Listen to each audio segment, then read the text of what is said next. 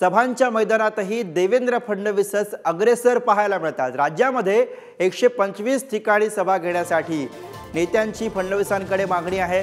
लोकसभा निवडणुकीच्या प्रचारासाठी देवेंद्र फडणवीस 125 सभा घेणार आहेत। महायुतीमधील वाद सोडवण्यासह प्रचारासाठी सुद्धा नेत्यांचं फडणवीसांना साकडं पाहायला मिळते।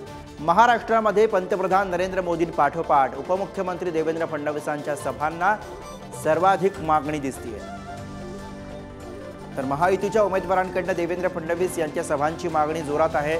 देवेंद्र फडणवीस 125 सभा घेणार आहेत।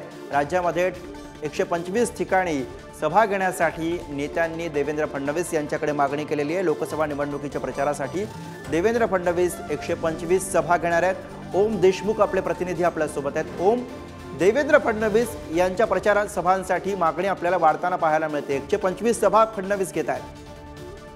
गुरु, अगदी बरोबर आहे। माहितीचे खरं तर डॅमेज कंट्रोल करण्यासाठी जे सर्वाधिक त्यांच्याकडे अपेक्षेने पाहिलं जातं ते देवेंद्र फडणवीसांनी आता सभांच्या बाबतीत सुद्धा आघाडी घेतली असं दिसतंय।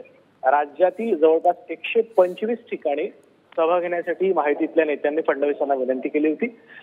या अनुषंगानं जवळपास 125 ठिकाणांवरती सभा घेण्याचे नियोजन सध्या तरी करण्यात आलंय।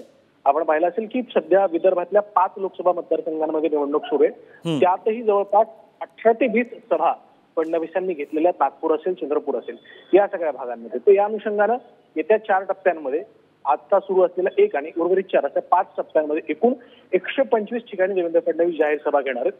त्यामुळे राज्यातील सर्वाधिक मागणी ही फडणवीसांच्या सभेला आहे असं सध्या तरी दिसतंय। गुरु, बरोबर, धन्यवाद ओम या सविस्तर माहितीसाठी।